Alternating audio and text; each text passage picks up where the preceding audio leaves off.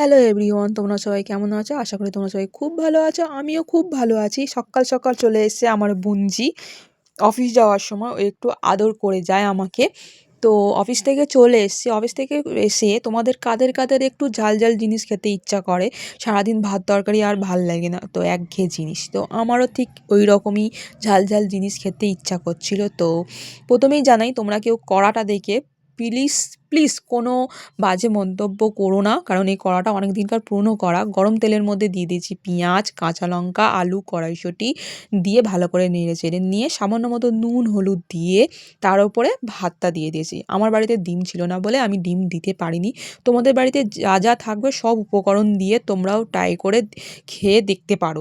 ডিমটা দিয়েও কিন্তু খুব ভালো খেতে লাগে। আমার বাড়িতে ডিম ছিল না বলে আমি ডিমটা দিইনি।